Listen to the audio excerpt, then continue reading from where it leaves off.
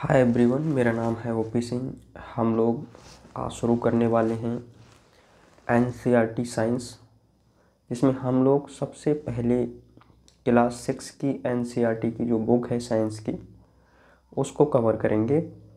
उसके बाद हम लोग 1 बाय 1 क्लास 10th और फिर 11th और 12th के जो इम्पोर्टेंट चीज़ें हैं हमारे लिए जनरल साइंस के लिए, उनको हम लोग इस सीरीज़ में कवर करेंगे। तो आइए शुरू करते हैं। आज हम लोग क्लास 6 का चैप्टर फर्स्ट लेते हैं, भोजन के घटक। हिंदी माध्यम वालों के लिए ये काफ़ी अच्छा है, और किसी भी कंपटीशन की अगर आप प्रिपेयरिंग कर रहे हैं, फिर वो आपका यूपीएससी हो या फिर एसएससी जीडी हो, अग्निवीर, आर्मी, बैंक या फिर सीएचएसएल और सीजीएल, ये सारे जो एग्ज़ाम हैं, अगर आप इनमें से किसी की भी प्रिपेयरिंग कर रहे हैं या फिर हम कहें कि जहाँ पर भी जनरल साइंस पूछा जाता है, तो उन सभी एग्ज़ाम्स के लिए ये सीरीज़ इम्पोर्टेंट होने वाली है। तो आइए शुरू करते हैं आज की क्लास। चैप्टर फर्स्ट क्या है इसका? भोजन के घटक। ये जो एनसीईआरटी है, ये न्यू एनसीईआरटी है, जो 23-24 वाले स्टूडेंट्स के लिए न्यू एनसीईआरटी लाई गई थी, मतलब जिसमें सिलेबस में कुछ बदलाव भी किए गए थे। जो रेपिटेशन हो रहा था सिलेबस का, तो उसको रिड्यूस किया गया है। तो उसके बाद में जो बुक्स निकली हैं, ये वो सेशन की बुक्स हैं 2023-24 की। तो आइए अब देखते हैं क्लास। पिछली कक्षाओं में हमने उन खाद्य पदार्थों की सूची बनाई थी जिन्हें हम खाते हैं। भारत के विभिन्न भागों में खाए जाने वाले भिन्न भिन्न व्यंजनों के बारे में भी हमने बताया था तथा इन्हें मानचित्र में अंकित किया था। तो ये लास्ट क्लास में ये चीज़ें रही होंगी, क्लास 5th में। अब देखिए क्या है यहाँ पर। इसमें पहले जो लास्ट ईयर की एनसीईआरटी थी, उसमें क्या था, एक चैप्टर और था, भोजन ये कहाँ से आता है। तो उसमें दो सोर्स हैं भोजन के, एक तो जंतु और एक पादप।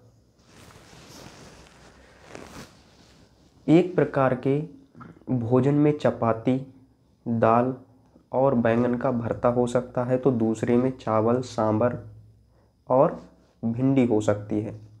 इसके अतिरिक्त अन्य भोजन में अप्पम भी एक क्या है, एक डिश है अप्पम, मछली तथा सब्जियां हो सकती हैं। अब इसमें देखिए एक्टिविटी 1 क्या है। काफ़ी अच्छी चीज़ें इसमें मिलेंगी हमें, तो ध्यान से समझना है। आमतौर पर हमारे आहार में अन्न से बना कम से कम एक व्यंजन होता है। अन्न से बना मतलब सीड से बना कम से कम एक व्यंजन इसमें होता है। दूसरे खाद्य पदार्थों में क्या होता है? दाल या मांस का कोई व्यंजन तथा सब्जी हो सकती है। इसमें दही, मट्ठा तथा अचार भी शामिल हो सकते हैं। इस तरह के आहार के कुछ उदाहरण टेबल दे रखी है 1.1 इसमें दिए गए हैं। इस सूची में कुछ अन्य व्यंजन जोड़िए तथा इस सारणी को पूरा कीजिए।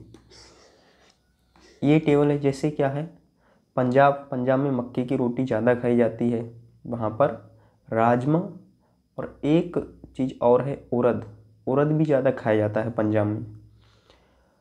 राजमा और सब्जियां क्या क्या होती हैं? सरसों का साग और अन्य व्यंजन जैसे दही, घी, ये चीज़ें ज़्यादा खाई जाती हैं। इसी तरह से आंध्रा में हम देख सकते हैं चावल, अरहर की दाल तथा रसम को चारू भी बोलते हैं। तो ये भी क्या है, एक तरह से व्यंजन है। एक कुंदरू, ये सब्जी होती है। मट्ठा, घी, अचार, ये अन्य व्यंजन है। मट्ठा, घी, दूध, दही, ये सारी चीज़ें क्या है, कॉमन है, ये सब जगह आपको मिलती हैं। कभी कभी हम अपने भोजन में वस्तुतः इन सभी व्यंजनों को नहीं ले पाते। यदि हम यात्रा में हों तब हम वही खा लेते हैं जो रास्ते में हमें उपलब्ध हो। हम में से कुछ लोगों के लिए ये संभव नहीं हो पाता है कि इस तरह के विविध व्यंजन हर समय खा सकें। आहार में विभिन्न खाद्य पदार्थों के इस तरह के वितरण का कोई ना कोई आधार होना चाहिए। अब इस तरह का जो डिस्ट्रीब्यूशन है खाद्य पदार्थों का, तो इनके इस वितरण का बेस क्या है?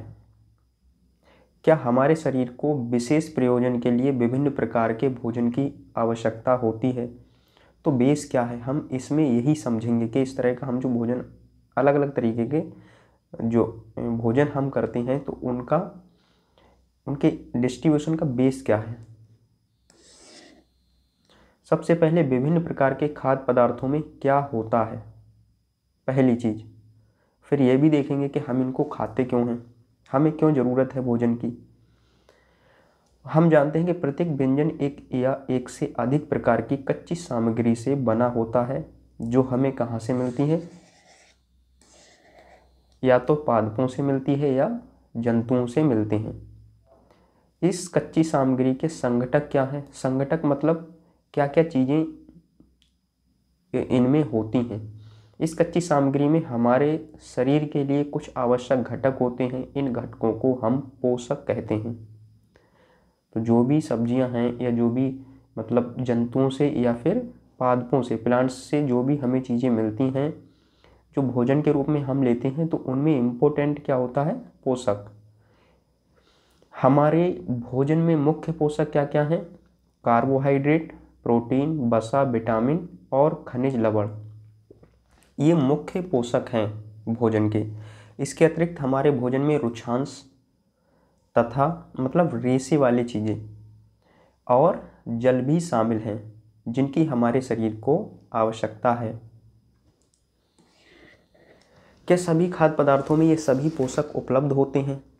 कुछ साधारण विधियों से हम ये जान सकते हैं कि ये जो जितने भी पोषक हैं, विटामिन्स हैं, वसा, प्रोटीन, कार्बोहाइड्रेट, ये जितने भी खाद्य पदार्थ हैं क्या सभी में अवेलेबल होते हैं। तो इसके लिए यहाँ पर टेस्ट किया गया है कि किस तरह से हम चीज़ों को पता कर सकते हैं। कुछ साधारण विधियों से हम ये जान सकते हैं कि कच्ची सामग्री या पके हुए भोजन में कौन सा एक या अधिक पोषक उपस्थित हैं। कार्बोहाइड्रेट, प्रोटीन तथा वसा के परीक्षण अन्य पोषकों के परीक्षणों की अपेक्षा सरल है। इनका जो टेस्ट है वो आसानी से हम कर सकते हैं, कार्बोहाइड्रेट, प्रोटीन और वसा का। आइए हम इन परीक्षणों को करके इन परीक्षणों को टेबल 1.2 में लिखें। अब देखिए यहाँ पर एक एक करके इनका परीक्षण किया गया है। सबसे पहले इनके लिए हमें चीज़ें कुछ चाहिए होंगी, तो वो क्या है? इन परीक्षणों को करने के लिए आपको आयोडीन, कॉपर सल्फेट तथा कास्टिक सोडा विलयनों की आवश्यकता होगी। आयोडीन का विलयन हो आपके पास, कॉपर सल्फेट और कास्टिक सोडा इनके सॉल्यूशन हों। आपको कुछ परख नलियों तथा एक ड्रॉपर की भी आवश्यकता होगी। समझ लीजिए पूरी कहानी, आप इसको कर सकते हैं। इन परीक्षणों को पके हुए भोजन तथा कच्ची सामग्री पर करें, या तो पका हुआ भोजन लें या कच्ची सामग्री लें कोई। इन परीक्षणों से प्राप्त परीक्षणों को हमें कहाँ दर्शाना है? सारणी 1.2 में दर्शाए गए तरीके से लिख सकते हैं। मतलब फिर हम इनको देख सकते हैं आगे क्या चीज़ें। इस सारणी में कुछ खाद्य पदार्थ दर्शाए गए हैं। अपना परीक्षण इन पर या अन्य किसी उपलब्ध खाद्य पदार्थ पर कर सकते हैं। इन परीक्षणों को सावधानी से कीजिए और किसी भी रसायन को खाने या चखने का प्रयास मत कीजिए। यदि आवश्यक विलयन तत्काल उपलब्ध नहीं है तो आपके अध्यापक निम्न विधि से उन्हें तैयार करा सकते हैं। या तो आपके पास ये सॉल्यूशन हो या फिर आप इनको टीचर के हेल्प से क्या है तैयार कर सकते हैं परीक्षण के लिए। आइए विभिन्न खाद्य पदार्थों की जांच करके देखें कि किसमें कार्बोहाइड्रेट उपस्थित है। तो पहला परीक्षण कार्बोहाइड्रेट के लिए है। कार्बोहाइड्रेट कई प्रकार के होते हैं। हमारे भोजन में पाए जाने वाले मुख्य कार्बोहाइड्रेट मंड तथा शर्करा के रूप में होते हैं।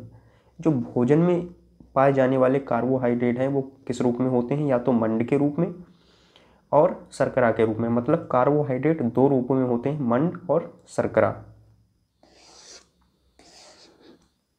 तो यदि किसी खाद्य पदार्थ में मंड है तो हम इसका आसानी से परीक्षण कर सकते हैं। मंड के लिए परीक्षण करने से पहले सॉल्यूशन हम कैसे तैयार कर सकते हैं? इनके लिए आयोडीन का तनु विलयन बनाने के लिए, तनु मतलब पतला, आप समझते होंगे। आयोडीन का तनु विलयन बनाने के लिए जल से आधी भरी परख नली में कुछ बूंदें टिंचर आयोडीन की मिला दीजिए, तो आपको क्या है विलयन मिल जाएगा। कॉपर सल्फेट सॉल्यूशन बनाने के लिए 100 मिलीलीटर जल में 2 ग्राम कॉपर सल्फेट घोल लो, तो आपको इससे सॉल्यूशन मिल जाएगा कॉपर सल्फेट का। और इसी तरह से 100 मिलीलीटर जल में 10 ग्राम कास्टिक सोडा घोलने से हमें अभीष्ट कास्टिक सोडा विलयन मिल जाएगा। इस तरह से तीनों हम सॉल्यूशन तैयार कर सकते हैं। एक्टिविटी 2 मंड के लिए परीक्षण में देखिए अब क्या चीज़ें हैं।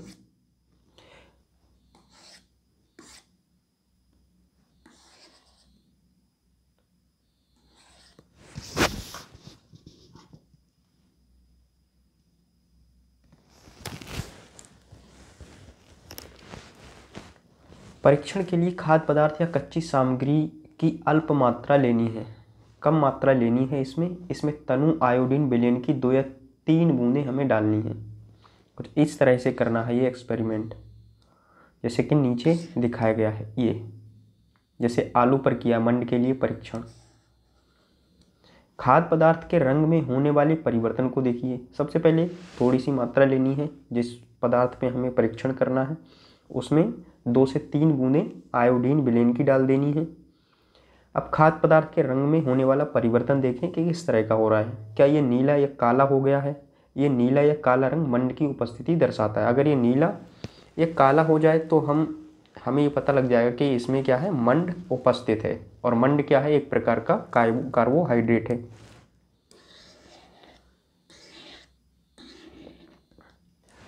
इस परीक्षण को किसी अन्य खाद्य पदार्थ के साथ दोहराइए और जांच कीजिए कि किसमें मंड है। तो इस तरह से हम क्या कर सकते हैं, अलग अलग खाद्य पदार्थों पर ये परीक्षण कर सकते हैं।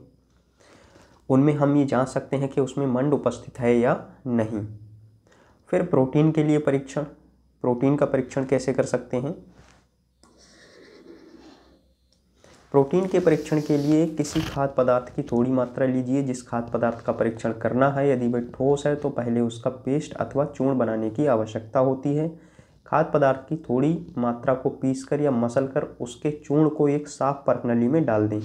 सबसे पहले थोड़ी सी क्वांटिटी लेनी है, फिर उसको, अगर वो ठोस है ऐसा पदार्थ, तो उसको पीस करके उसका बारीक चूर्ण बना लेना है और उसको एक परखनली में डालना है और 10 बूंद डालकर, जल डालकर उसमें कम से कम 10 बूंद उसे अच्छी तरह से मिक्स कर लेना है। अब एक ड्रॉपर की सहायता से परखनली में 2 बूंद कॉपर सल्फेट का सॉल्यूशन डाल देना है और 10 बूंद कास्टिक सोडा का विलयन इसमें डालना है। फिर अच्छी तरह से उसको हिलाकर कुछ मिनट के लिए परखनली को छोड़ देना है। अब आप देखिए क्या होता है उसमें। क्या परखनली का पदार्थ, इस तरह से एक्सपेरिमेंट करना है प्रोटीन के लिए परीक्षण। अब क्या होता है, क्या परखनली का पदार्थ क्या होता है, बैंगनी रंग का हो गया है। बैंगनी रंग का खाद्य पदार्थ में प्रोटीन की उपस्थिति दर्शाता है। तो इससे क्या होगा, अभी मंड के लिए हमने परीक्षण किया था तो उसमें काला या नीला रंग हो जाता है आयोडीन डालने पर, आयोडीन सॉल्यूशन, तो हमें पता लग जाता है कि उसमें मंड उपस्थित है। लेकिन जब ये हम विलयन डालते हैं, इसमें क्या क्या डालना होता है, इसमें कॉपर सल्फेट का विलयन 2 बूंद और 10 बूंद कास्टिक सोडा का विलयन, ये दोनों ही डालने होते हैं। तो अगर रंग क्या हो जाए, बैंगनी हो जाए, उस पदार्थ का रंग बैंगनी हो जाए, तो हमें ये दर्शाता है कि उसमें प्रोटीन उपस्थित है। अब आप इस परीक्षण को किसी दूसरे खाद्य पदार्थ के साथ दोहरा सकते हैं। अब आप ये बहुत सारे खाद्य पदार्थों में प्रोटीन का परीक्षण कर सकते हैं इस तरह से। वसा के लिए परीक्षण। खाद्य पदार्थ की अल्प मात्रा लीजिए, इसे एक कागज के टुकड़े में लपेटकर कूटिए। वसा के लिए परीक्षण ये सबसे इजी है। अब देखिए यहाँ पर क्या है, ध्यान रखें कागज फट ना जाए, मतलब थोड़ी सी क्वांटिटी लेनी है, उसको कागज में लपेटकर उसको कूटना है। अब कागज को सीधा कीजिए और ध्यानपूर्वक देखिए क्या इस पर तेल के धब्बे हैं। कागज को किसी प्रकाश के सामने लाएं। क्या आपको इस धब्बे से होकर आने वाला जो प्रकाश है वो दिखाई देता है, मतलब धुंधला दिखाई देता है या नहीं? कागज पर तेल का धब्बा खाद्य पदार्थ में वसा की उपस्थिति दर्शाता है। मतलब कोई भी आप क्वांटिटी, जैसे एक मूंगफली सीड ले लीजिए या सरसों के कुछ सीड्स ले लिए, उनके लिए कागज में लपेट करके उनको हल्के कूटें और फिर उस कागज को क्या करें, उसको धूप के सामने ले जाएं, प्रकाश के सामने, तो उससे जो प्रकाश निकलेगा वो धुंधला होगा। ये बात दर्शाती है कि उसमें क्या है, फैट है, वसा उपस्थित है। लेकिन एक चीज़ और हो सकती है, उसमें जल भी हो सकता है। तो उसको हम क्या करेंगे, थोड़ा सा धूप में उसको सुखा लेंगे और सुखाने के बाद जो जल होगा वो उसमें से निकल जाएगा और फिर हम उसको देख सकते हैं कि इसमें फैट है। अगर उसमें फिर भी क्या है, धब्बे हैं उस तरह के और उनसे प्रकाश हल्का पास हो रहा है, तो इसका मतलब क्या है, उसमें क्या है, वसा उपस्थित है। अब देखिए आगे क्या चीज़ें हैं। कागज पर तेल का धब्बा खाद्य पदार्थ में वसा की उपस्थिति दर्शाता है। खाद्य पदार्थ में कभी कभी जल की भी कुछ मात्रा हो सकती है। इस दशा में क्या करना है, इन पदार्थों को कागज पर धीरे धीरे रगड़िए और कुछ समय के लिए कागज को सूखा दीजिए, ताकि यदि खाद्य पदार्थ से कुछ जल आया हो तो वह सूख जाए। इसके बाद यदि कागज पर तेल का कोई धब्बा ना रहे तो यह पता चलता है कि खाद्य पदार्थ में वसा उपस्थित नहीं है। और अगर उसमें कोई धब्बा ही ना आए तो फिर क्या पता लगेगा इससे हमें कि उसमें वसा उपस्थित नहीं है। ये परीक्षण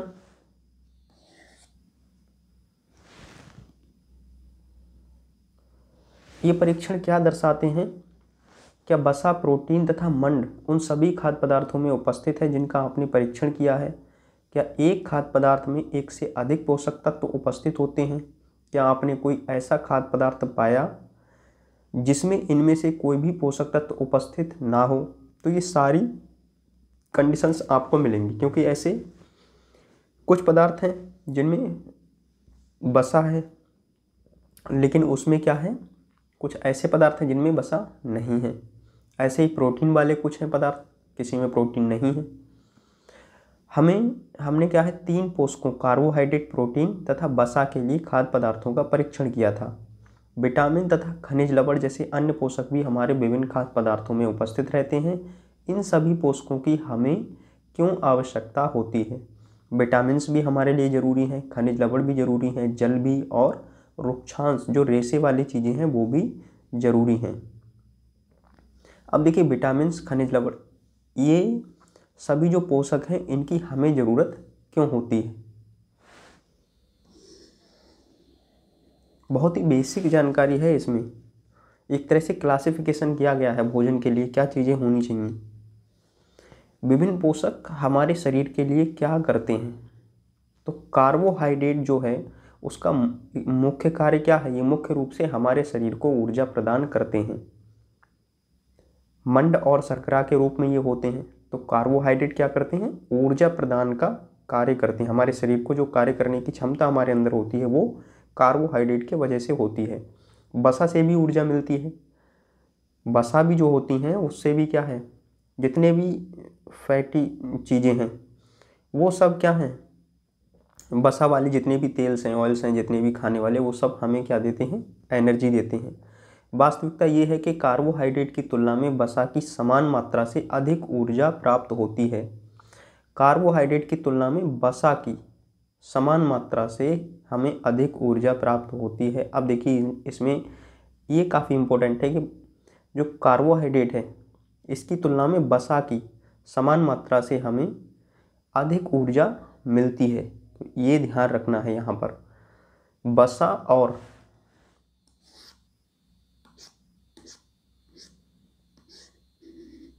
कार्बोहाइड्रेट युक्त भोजन को ऊर्जा देने वाला भोजन भी कहते हैं।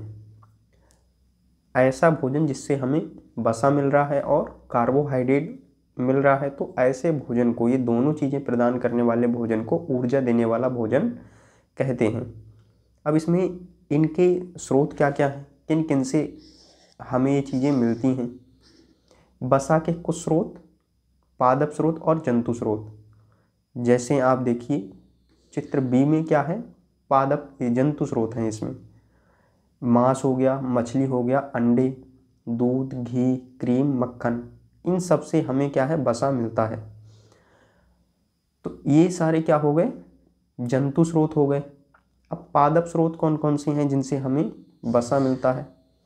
तो इसमें क्या है, मूंगफली हो गया, सूरजमुखी का तेल हो गया, सरसों का तेल, नारियल, ये जितने भी तेल हैं इस तरह के, सोयाबीन वगैरह, बादाम हो गया, तिल, इन सब से हमें क्या मिलता है, वसा मिलता है।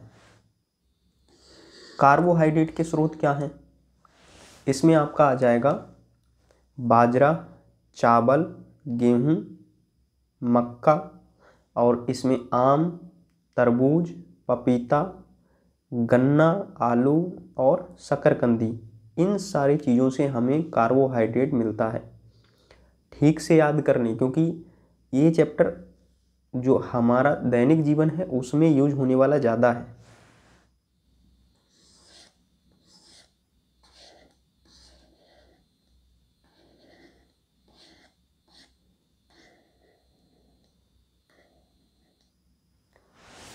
तो हमने कार्बोहाइड्रेट और वसा, ये जितने भी चीज़ें प्रदान करने वाले भोजन हैं उनको हम क्या बोलते हैं? ऊर्जा देने वाले खाद्य पदार्थ हम कह सकते हैं, या ऊर्जा देने वाला भोजन। प्रोटीन की आवश्यकता शरीर की वृद्धि तथा स्वस्थ रहने के लिए होती है। हमारे शरीर को स्वस्थ रखने के लिए और उसकी वृद्धि के लिए क्या जरूरी है? प्रोटीन। प्रोटीन युक्त भोजन को प्रायः शरीर वर्धक भोजन भी कहते हैं। इसीलिए जितने भी जो एक्सरसाइज करने वाले लोग होते हैं या जिम करने वाले लोग होते हैं वो क्या खाते हैं? ज़्यादा से ज़्यादा प्रोटीन लेते हैं। तो प्रोटीन युक्त जो भोजन है वो शरीर वर्धक भोजन कहलाता है। अब इसमें प्रोटीन के स्रोत क्या क्या हैं? तो दो ही स्रोत हैं हमारे पास, पादप स्रोत और जंतु स्रोत। अब इस चित्र में आप देखिए कि इसमें जो पादप स्रोत हैं, जंतु स्रोत हैं, वो क्या क्या हैं? इसमें पनीर, अंडे, दूध, मछली, मांस, ये आपके क्या हैं? जंतु स्रोत हैं प्रोटीन के।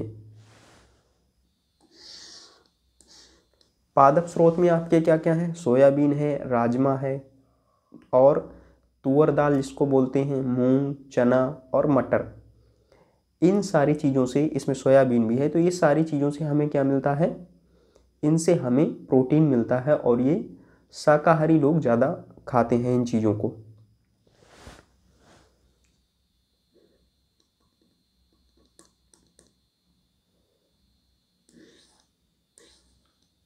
अब इसके बाद विटामिन आते हैं। विटामिन्स में क्या है? विटामिन रोगों से हमारे शरीर की रक्षा करते हैं। विटामिन हम क्यों लेते हैं? क्योंकि हमें ये देखिए, कार्बोहाइड्रेट, वसा, ये हम क्यों लेते हैं? इससे हमें कार्य करने की क्षमता मिलती है, ऊर्जा प्राप्त होती है। प्रोटीन से हमें क्या मिलता है? हमारे शरीर की वृद्धि होती है, शरीर स्वस्थ रहता है। स्वस्थ रखने के लिए तो सारे ही जिम्मेदार हैं, जितने भी पोषक तत्व हैं। विटामिन है, अब ये क्या करते हैं? ये हमारे शरीर के रोगों से रक्षा करते हैं। विटामिन हमारी आँख, अस्थियों, दांत और मसूड़ों को स्वस्थ रखने में भी सहायता करते हैं। तो ये विटामिन के कार्य हैं। विटामिन कई प्रकार के होते हैं जिन्हें हम अलग अलग नामों से क्या है जानते हैं। इनमें से कुछ को हम विटामिन ए, फिर विटामिन बी, सी, डी, ई तथा विटामिन के नाम से जानते हैं। विटामिनों के एक समूह को विटामिन बी कॉम्प्लेक्स कहते हैं। जैसे विटामिन B1 हो गया, B2, B3, इस तरह से B12 तक इसमें होते हैं। हमारे शरीर को सभी प्रकार के विटामिनों की अल्प मात्रा में आवश्यकता होती है। विटामिन ए हमारी त्वचा तथा आँखों को स्वस्थ रखता है। विटामिन ए हमारी जो स्किन होती है, इसे और हमारी आँखों के लिए ये फायदेमंद होता है। विटामिन सी बहुत से रोगों से लड़ने में हमारी मदद करता है। विटामिन डी हमारी अस्थियों और दांतों के लिए कैल्शियम का उपयोग करने में हमारे शरीर की सहायता करता है। विटामिन डी क्या करता है? अस्थियों के लिए और दांतों के लिए कैल्शियम का उपयोग करने में हमारे शरीर की सहायता करता है। विभिन्न विटामिनों से भरपूर भोजन हम लोग अब देखेंगे, यहाँ पर दिए हैं विटामिन डी के कुछ स्रोत, फिर सभी विटामिन यहाँ पर बताए गए हैं। इनके स्रोत क्या हैं वो भी यहाँ पर देखिए आप। सबसे पहले विटामिन डी के कुछ स्रोत क्या क्या हैं आपके? तो विटामिन डी के स्रोत दूध, मक्खन, अंडे और मछली, इनमें विटामिन होता है। विटामिन्स की जो विटामिन्स हैं इनके आपके टैबलेट्स भी आती हैं इनकी। जैसे विटामिन डी की आती है टॉफ़ी की तरह टैबलेट्स आती है इसकी, येलो कलर की होती है, कुछ कुछ येलो ऑरेंज टाइप की, उसको टॉफ़ी की तरह खाते भी हैं, तो वो विटामिन डी की होती है स्पेशल। अब इसी तरह से विटामिन सी के स्रोत क्या है? अब इसमें देखिए क्या है, मक्खन और दूध भी है। इसमें भी ये क्या है? जंतु स्रोत है, बट ये क्या है? जो शाकाहारी लोग हैं वो भी इनको खाते हैं, मतलब जो लोग मांस नहीं खाते हैं वो भी इनको खाते हैं, तो उनको विटामिन डी यहाँ से मिल सकता है। जरूरी नहीं कि आप अंडा, मांस और मछली ही खाएं। फिर विटामिन सी के कुछ स्रोत, विटामिन सी में आपके क्या हैं? टमाटर, संतरा, अमरूद, मिर्च, हरी मिर्च जो होती है, और नींबू और साथ में आंवला, ये सारे क्या है विटामिन सी के स्रोत हैं। तो आंवला से हमें क्या मिलता है विटामिन सी, नींबू, हरी मिर्च, अमरूद, संतरा, टमाटर, इनसे हमें विटामिन सी मिलता है। उसके बाद में है विटामिन बी के स्रोत। तो विटामिन बी हमें गेहूं, चावल और जो लीवर होता है यकृत, इससे मिलता है।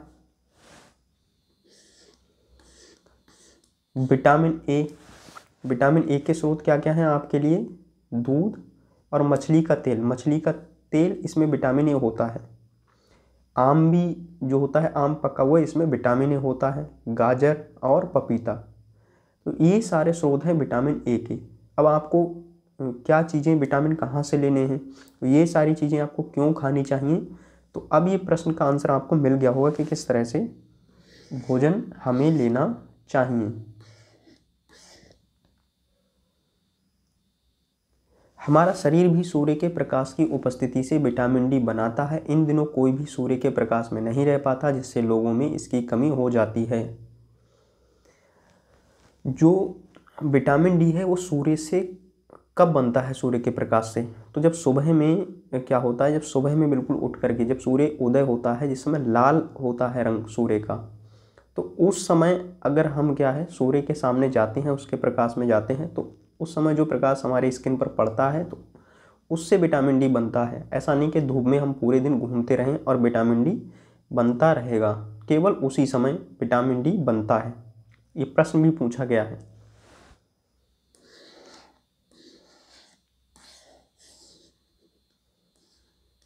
हमारे शरीर को खनिज लवणों की आवश्यकता अल्प मात्रा में होती है। खनिज लवण भी हमारे शरीर को चाहिए होते हैं। शरीर के उचित विकास तथा अच्छे स्वास्थ्य के लिए प्रत्येक खनिज लवण आवश्यक है। विभिन्न खनिज लवणों के कुछ स्रोत। अब देखिए यहाँ पर खनिज लवण में क्या क्या चीज़ें आती हैं। दूध, अंडा, कैल्शियम के स्रोत हैं ये। अंडे से, दूध से हमें क्या मिलता है? कैल्शियम। लोहे के स्रोत क्या है? पालक है आपका, और ये यकृत है, लीवर, मांस भी है इसमें, और सेब, और ये आपका अमरूद है, अमरूद जैसा फल है ये कुछ। तो ये चीज़ें हैं, ये इनसे आयरन हमें मिलता है। पालक से ज़्यादा आयरन मिलता है, इसे हम ले सकते हैं। फास्फोरस के स्रोत क्या है? दूध, केला, गेहूँ, चावल, इनसे हमें फास्फोरस मिलता है। और आयोडीन के स्रोत क्या हैं? पालक हो गया, मछली, मक्खन, केकड़ा, इसमें अदरक, ये सारे आयोडीन के स्रोत हैं। आयोडीन हमारे शरीर में क्या करता है? आयोडीन घेंगा रोग से बचाता है। गले जो फूल जाते हैं लोगों के, तो उस रोग से सुरक्षा करता है आयोडीन। फास्फोरस हमारी हड्डियों के लिए ठीक रहता है। ऐसे ही आयरन और कैल्शियम वगैरह है। अब इसमें लास्ट में क्या बचा हमारे पास में? एक इसमें और खनिज लवण के बाद में अधिकांश खाद्य पदार्थों में से एक से अधिक पोषक होते हैं। ज़्यादातर जो खाद्य पदार्थ होते हैं उनमें एक से अधिक पोषक तत्व होते हैं। टेबल 1.2 में परीक्षणों को लिखते समय इस बात को अवश्य देखा होगा। वहाँ पर जब अगर हम वैसे भी जनरली अगर देखना चाहें तो ये एक्सपेरिमेंट कर सकते हैं। फिर भी किसी कच्ची सामग्री में एक निश्चित पोषक की मात्रा दूसरे पोषकों की मात्रा से अधिक हो सकती है। अब कुछ ऐसे होते हैं पदार्थ जिनमें क्या होता है, कुछ क्या ज़्यादातर मोस्टली ऐसी होती है जिनमें एक पदार्थ की मात्रा दूसरे पदार्थों की तुलना में ज़्यादा होती है। जैसे कि चावल में कार्बोहाइड्रेट की मात्रा दूसरे पोषकों से अधिक होती है। चावल में क्या है? कार्बोहाइड्रेट होता है, अन्य तत्व जो उसमें उपस्थित होते हैं उनसे अधिक मात्रा में। इस आधार पर हम ये कह सकते हैं कि चावल कार्बोहाइड्रेट समृद्ध भोजन है। इन पोषकों के अलावा हमारे शरीर को आहारी रेशों तथा जल की भी आवश्यकता होती है। आहारी रेशे जैसे रुक्षांश के नाम से जाने जाते हैं आहारी रेशे, और ये क्या करते हैं? हमारे खाने में रुक्षांश की पूर्ति मुख्यतः पादप उत्पादों से होती है। पादप उत्पादों से रुक्षांश की हमारे शरीर में पूर्ति होती है। रुक्षांश के मुख्य स्रोत साबुत खाद्यान्न हैं, दाल, आलू, ताजे फल और सब्जियां, इनसे हमें रुक्षांश मिलते हैं। रुक्षांश हमारे शरीर को कोई पोषक प्रदान नहीं करते हैं, फिर भी ये हमारे भोजन का आवश्यक अवयव हैं और इसका आयतन बढ़ा देते हैं। रुक्षांश बिना पचे भोजन को बाहर निकालने में हमारे शरीर की सहायता करते हैं। तो हर चीज़ का कार्य है कुछ ना कुछ, हम जो भी चीज़ें ले रहे हैं वो कुछ ना कुछ हमारे शरीर में हमारे लिए क्या है, बेनिफिट कर रही है। तो रुक्षांश क्या करते हैं, जो बिना पचा हुआ भोजन होता है, जिसका पाचन नहीं हो पाता, उसको हमारे शरीर से बाहर निकालने में ये क्या करते हैं, हेल्प करते हैं। अब आता है जल। जल भोजन में उपस्थित पोषकों को अवशोषित करने में हमारे शरीर की सहायता करता है। भोजन में जो भी पोषक उपस्थित होते हैं, आमाशय में पाचन के बाद जब भोजन आगे बढ़ता है तो उसमें क्या होता है, धीरे धीरे उसमें और रस मिलते जाते हैं, और फिर जब वो छोटी आंत में पहुँचता है, छोटी आंत से फिर बड़ी आंत में, तो इसमें क्या होता है, आंतों में क्या होता है, आंतों की जो अंदर की लेयर होती है उसमें बिलाई होते हैं, उनके थ्रू क्या होता है, ये जो पोषक होते हैं वो जल में मिल करके क्या है, एब्जॉर्ब कर लिए जाते हैं उनके द्वारा और बॉडी में भेज दिए जाते हैं। तो ये काम जल के द्वारा होता है, क्योंकि अगर जल नहीं होगा तो इनका अवशोषित ये नहीं हो पाएंगे आंतों के द्वारा। तो ये कुछ अपशिष्ट पदार्थों जैसे कि मूत्र तथा पसीने को शरीर से बाहर निकालने में सहायता करता है। सामान्यतः हमारे शरीर को जितने जल की आवश्यकता होती है वह हमें उन वस्तुओं से प्राप्त होता है जिन्हें हम द्रव रूप में लेते हैं, जैसे कि जल हो गया, दूध हो गया, चाय हो गई, इन सब में जल की मात्रा होती तो इनसे हमें जल मिल जाता है। इसके अतिरिक्त हम जो भी भोजन पकाते हैं उसमें भी पानी का प्रयोग किया जाता है। आइए देखें कि क्या कोई अन्य स्रोत हमारे शरीर को जल प्रदान करता है। इसके अलावा हम कच्ची सब्जियां जो खाने वाली हैं, फल हैं, उन सब से हमें जल की प्राप्ति होती है, उन सब से जल मिलता है। एक्टिविटी 3 क्या है, एक टमाटर अथवा नींबू जैसा कोई फल लें, इसे छोटे छोटे हिस्सों में काट लें। क्या ऐसा करते समय आपके हाथ गीले होते हैं? जब भी आपके घर में किसी फल या सब्जी को काटा, छीला या मसला जाता है तब ध्यानपूर्वक उसका निरीक्षण करें। क्या ऐसा करते समय आपको किसी ऐसे ताज़े फल या सब्जी के बारे में पता चलता है जिसमें पानी की मात्रा नहीं होती है? तो सभी में लगभग होती है। हम देखते हैं कि कई खाद्य पदार्थों में जल होता है, कुछ सीमा तक हमारे शरीर के लिए आवश्यक जल की पूर्ति इसी जल से हो जाती है। इसके अतिरिक्त कई खाद्य पदार्थों को पकाते समय हम उसमें जल डालते हैं, उससे भी हमारे शरीर को जल की पूर्ति होती है। उसके बाद संतुलित आहार क्या है? सामान्यतः पूरे दिन में जो कुछ भी हम खाते हैं उसे आहार कहते हैं, आहार या भोजन कहते हैं, जो कुछ भी हम जनरली खाते हैं। हमारे शरीर की वृद्धि और अच्छे स्वास्थ्य को बनाए रखने के लिए हमारे आहार में वे सभी पोषक तत्व उचित मात्रा में होने चाहिए जिनकी हमारे शरीर को आवश्यकता है।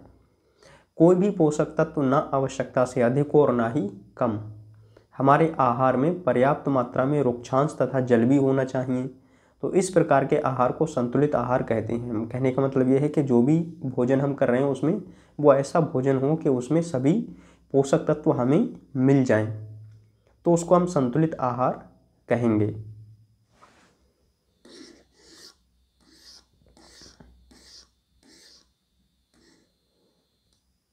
क्या आप सोचते हैं कि प्रत्येक आयु वर्ग के लोगों को एक ही प्रकार के आहार की आवश्यकता होती है? अलग अलग आयु के जो लोग होते हैं उनको एक ही तरह के भोजन की जरूरत होती है।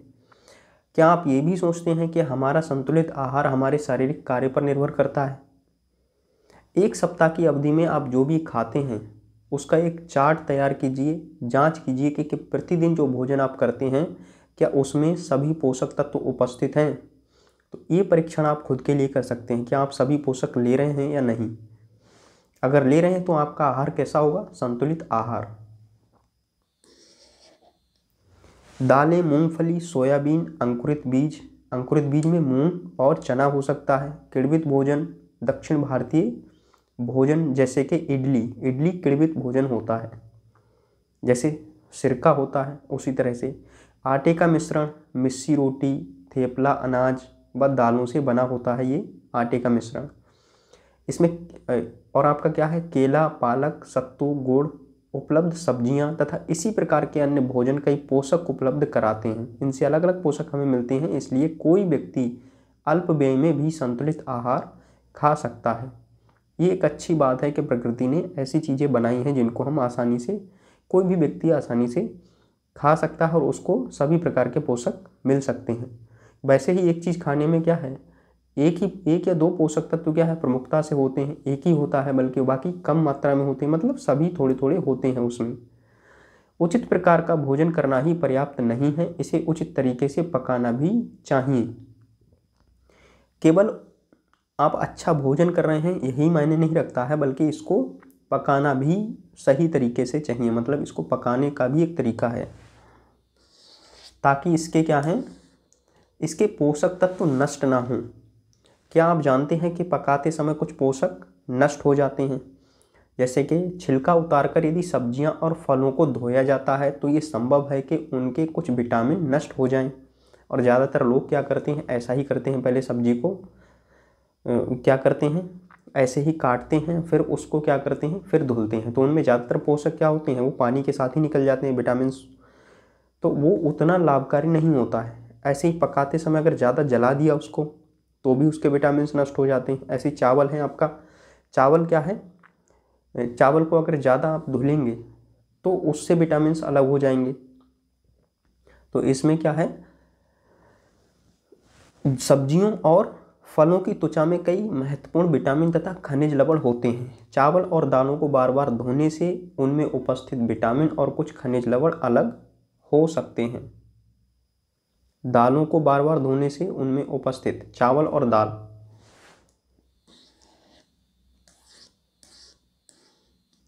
पहले ये जानने के लिए उत्सुक है कि क्या जंतुओं के भोजन में भी ये सभी अवयव होते हैं और क्या उन्हें भी संतुलित भोजन की आवश्यकता होती है? ये कमेंट करके आप बताएंगे कि क्या होता है ये। हम सभी जानते हैं कि पकाने से भोजन का स्वाद बढ़ता है तथा इसे पचाने में आसानी होती है। इसके साथ साथ पकाने में कुछ पोषक तत्वों की हानि भी हो सकती है। यदि भोजन पकाने में अत्यधिक जल का उपयोग किया जाता है और बाद में उसे फेंक दिया जाता है तो कई लाभदायक प्रोटीन तथा खनिज लवणों की हानि हो जाती है। पकाने में विटामिन सी आसानी से गर्मी से नष्ट हो जाता है। ज़्यादा पकाएंगे तो विटामिन सी क्या होगा, नष्ट हो जाएगा। क्या ये उचित नहीं होगा कि हम अपने आहार में फल और कच्ची सब्जियों को सम्मिलित करें? बोझो ने सोचा कि हर समय वसा युक्त, बोझो यहाँ पर एक प्रश्न पूछने वाला व्यक्ति है, ऐसा समझ सकते हैं हम इसमें। बोझो ने सोचा कि हर समय वसा युक्त खाना ही सर्वोत्तम भोजन है। एक कटोरी कार्बोहाइड्रेट युक्त भोजन की अपेक्षा एक कटोरी वसा युक्त भोजन अधिक ऊर्जा देगा। क्या ऐसा नहीं होता? अतः उसने तली हुई चीज़ें, समोसा, पूरी, मलाई, रबड़ी, पेड़ा, जितनी भी तली हुई चीज़ें थीं आदि प्रचुर वसायुक्त भोजन ही खाया और इसके अलावा कुछ नहीं खाया। तो ये यहाँ पर ये बताना चाह रहे हैं कि वसायुक्त चीज़ें अगर हम खाएंगे तो उनसे क्या होता है, हाँ, कार्बोहाइड्रेट युक्त जो भोजन है उसमें उसकी तुलना में अगर दोनों की कार्बोहाइड्रेट और वसा वाली दोनों ही बराबर क्वांटिटी लें तो वसा वाला भोजन ज़्यादा हमें एनर्जी देता है। ऐसा हमने अभी देखा भी था, पढ़ चुके हैं हम लोग। लेकिन अगर केवल हमें एनर्जी ही लेते रहें, पता लगा वसा ही खाते रहें, तो उससे मोटापा बढ़ जाता है। क्या आप सोचते हैं कि वह ठीक था? निसंदेह नहीं। इतना अधिक वसायुक्त भोजन खाना हमारे लिए क्या होगा, मोटापे का कारण बन जाएगा और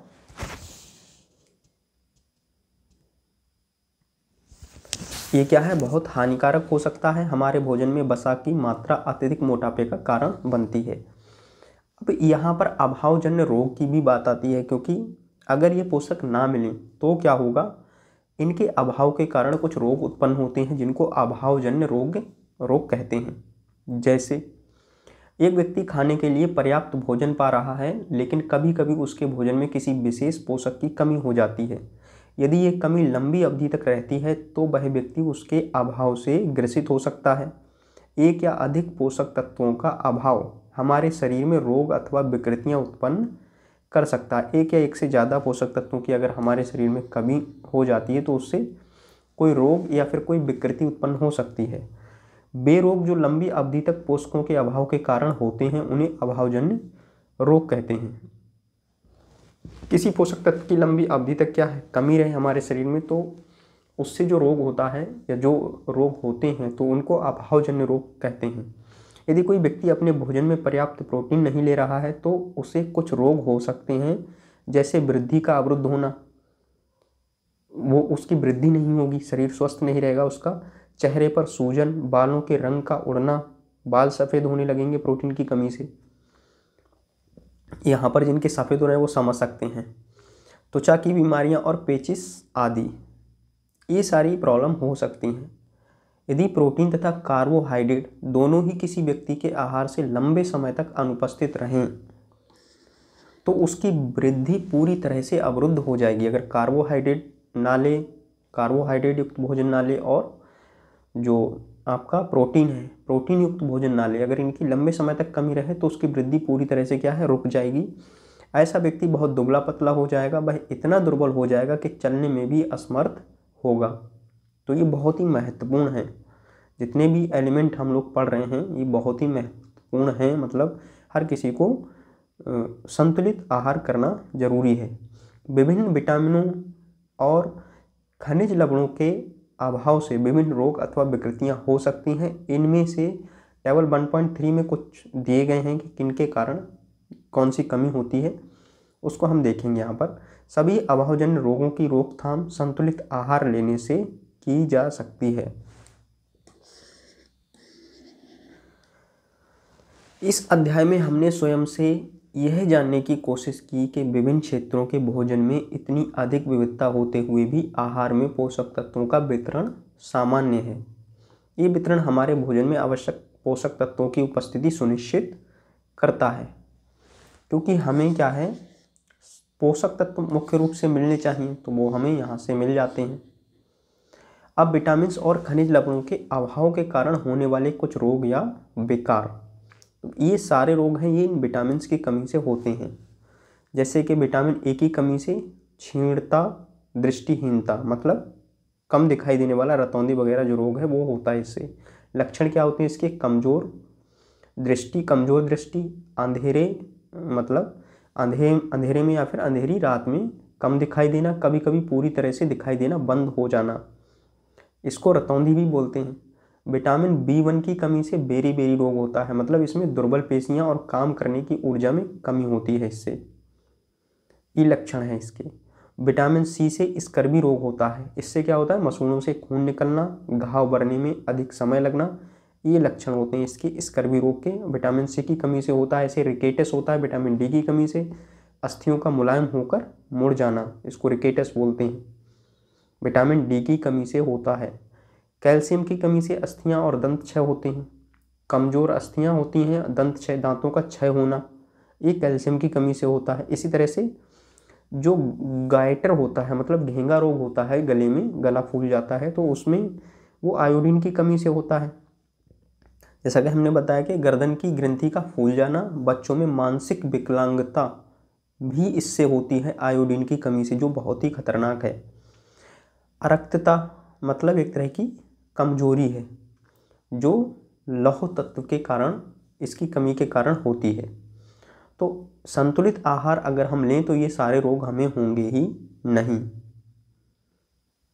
अब इसमें देखिए एक आपका जो FSSAI है, इसका मानक चिन्ह, ये सुदृढ़ीकृत, मतलब फोर्टिफाइड प्लस F लिखा है, इसका मतलब है फोर्टिफाइड, संपूर्ण पोषण स्वस्थ जीवन। तो ये क्या है, ये FSSAI मानकों के अनुसार दृढ़ीकृत या सुदृढ़ीकृत खाद्य पदार्थों का लोगो है। ये खाद्य पदार्थों के सुदृढ़ीकरण से अभिप्राय है कि मुख्य भोजन जैसे चावल, गेहूं, तेल, दूध और नमक में प्रमुख विटामिनों और खनिजों को मिलाकर उसके पोषक तत्वों को उत्तम बनाना है। इस तरह के जो भी पॉइंट हैं ये बहुत इंपॉर्टेंट होते हैं, सीधे इन पर UPSC में प्रश्न पूछ लिया जाता है या किसी भी कंपटीशन में, तो ये बहुत इंपॉर्टेंट होते हैं।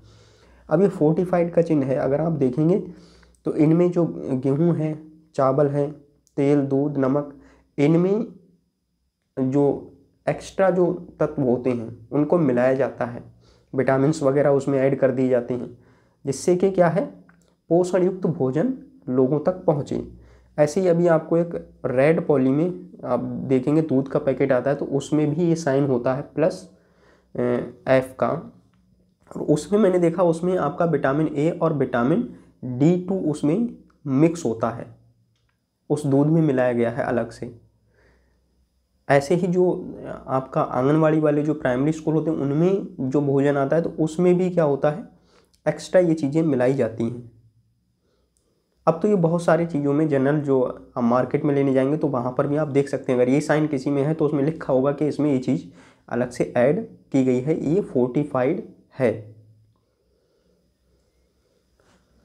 तो यहाँ पर ये चैप्टर हमारा क्या है, कंप्लीट होता है। बाकी हम लोग अब नेक्स्ट चैप्टर देखेंगे। तो इसके साथ ही क्या है, ये क्लास कंप्लीट होती है। मिलते हैं फिर नेक्स्ट क्लास में हम। बाय सभी के लिए।